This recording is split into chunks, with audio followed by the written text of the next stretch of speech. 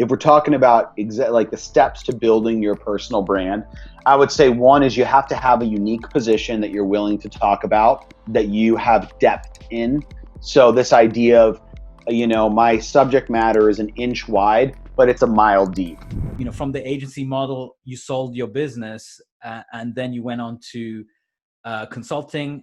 So you built your personal brand, and I think a lot of our audience here as well are trying to build their personal brand. Can you tell us a little bit about specifically personal branding and building authority? Yeah, and I kind of mentioned some of that. So we'll leave the PR aspect out of it because I do think that that's a really important piece.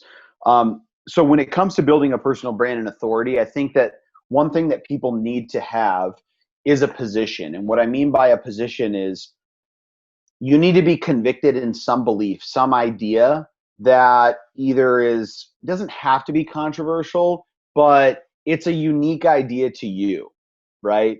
And if that's your thing that you kind of talk about, that's the thing that you can create content around. So the key is creating content and creating content consistently. And I want to get back to how exhausting that can be for some, because it is quite exhausting. And I think there are other ways to achieve your goals. But if we're talking about like the steps to building your personal brand, I would say one is you have to have a unique position that you're willing to talk about, that you have depth in. So this idea of, my subject matter is an inch wide, but it's a mile deep, right? So we need depth in whatever this idea is that we're talking about, that we can create authority around. So you need depth, and from that requires research. It requires you aligning with other people who talk about that inch wide category, right? You need to be playing in that space and really living in that space. So that's the first thing. The second thing is creating content around that. So I'm a big fan of creating video content, and I know this probably isn't a new concept. You may have heard it before, but it's just, I'm not reinventing the wheel. But create video first. From video, you can have that transcribed into written copy, which can then be ghostwrited into blog posts. It can be ghostwrited into a book. It can be ripped as an audio file, which you then put on iTunes, Stitcher, Google Play, Spotify, SoundCloud. If you create video first, you can create any other medium of content after the fact from that video, and leverage that on pretty much any distribution channel you can imagine. So creating content video first, delegating out from there, written, video, audio, right? The third thing is identifying your distribution channels. Just being on Facebook and Instagram is not enough, I don't believe, to build authority. You need to be on other distribution channels. Like Amazon is a phenomenal distribution channel. I wrote a book that I didn't write. I spoke my book. Somebody wrote my book. Who writes books? They write. That's what they do. I'm not a writer, right? I delegated the things that I'm not good at. I suck at grammar and punctuation. But I hired somebody good to do that for me. Then we published that on Amazon, right? I leveraged my podcast to help those book sales come in when I needed them to hit bestseller status. So I leveraged one platform to promote another distribution platform to get the results that I wanted. So don't just be on Facebook, Instagram. Find other unique platforms and or communities that you can distribute this content on, and be creative. iTunes is a platform. Google Play is a platform. There's tons of them out there. But again, to build actual authority, to build a following, to become a thought leader, you have to be on the platforms that your listeners and the people who care about your inch wide category care about, right?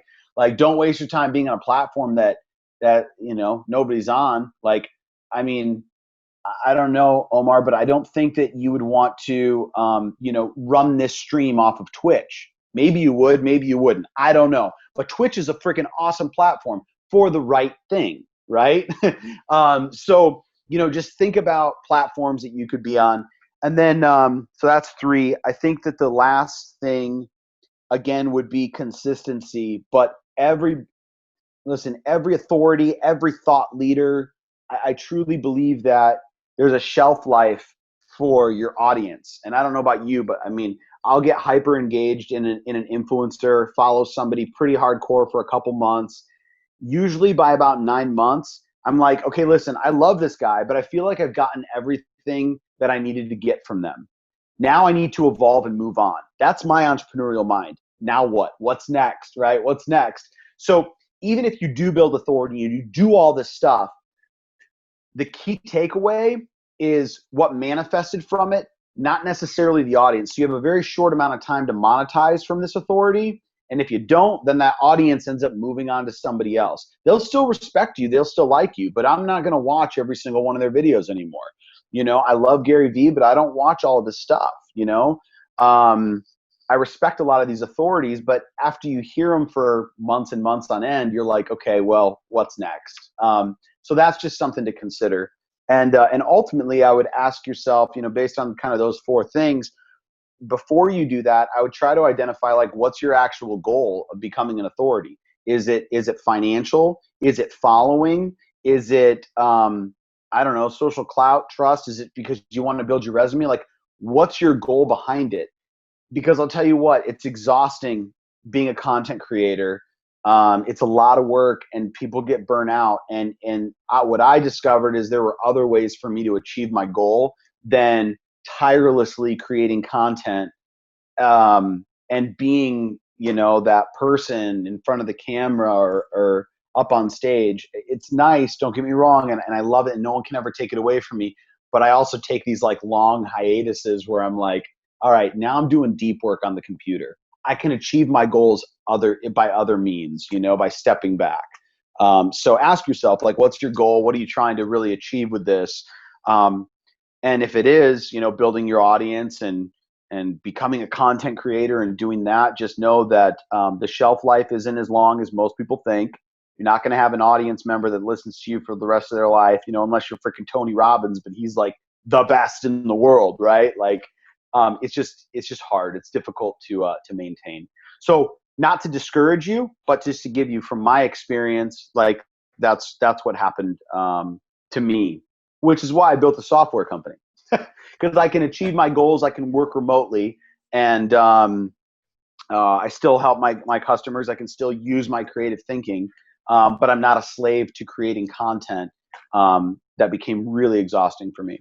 Yeah, I mean, a lot of things that you touched on is really interesting. Specifically, the whole idea of distribution. I mean, sorry, understanding the engagement window that you called it, the shelf life. I mean, but the fact that you've moved into software also means that, hey, look, if you start creating content now, again, around around your new position or interest, then you might gain a new following, or you might create newer source of engagement, which is really true in what you said. There is a shelf life, no doubt.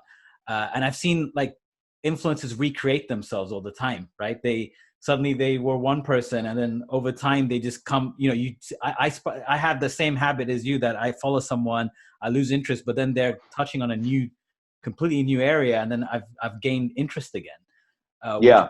thing. But just to go through your points, Aaron, again, on personal brand authority, I think a lot of you guys are trying to build that. You know, whether you're selling digital products, physical products, you know, authority is important. You most likely are the face of the brand. You know, discover a unique position idea that you have depth in, expertise, and of course, understand what's your goal for creating the content around your personal branding. Is it monetary? Is it influence, etc.? And then you got to obviously create content consistently around that idea, that unique idea.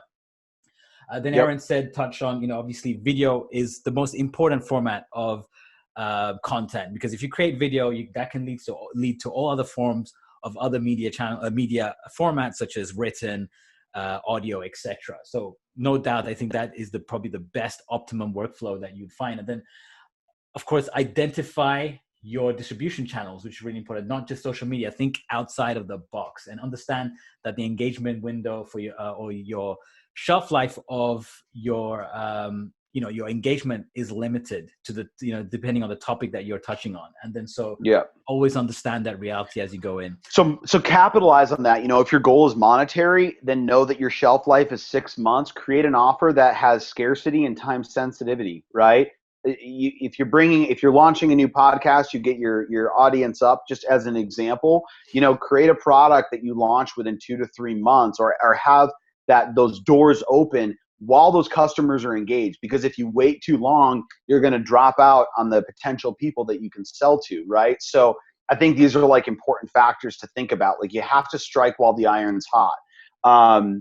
And in the meantime, with all of this stuff, I guess there's one other bullet point I would add, not just in hindsight, just so you know, Omar, it would be creating strategic partnerships. Like, to me, I would consider Omar like a strategic partner. We've collaborated on things before. He's, they flew me out to London to speak. We're now doing this, right? These things allow this kind of snowball of keeping me in front of people talking about my expertise, right? I don't think I've done a podcast interview for at least a few months. So that's cool. And obviously we've been building and doing our thing, but these strategic partnerships can last a really long time. And I think that just through becoming an authority, like, Chris Doe, right, from the future, he would be considered a strategic partner of mine. I've known him and Jose since they started the school. I helped them launch their podcast. Like, he's somebody, he's a colleague, he's a confidant, right? So you're building these colleagues during this journey of building an authority who you never know where those relationships will go. It's like investing in stock that pays dividends later on. You just don't know where it's gonna end up.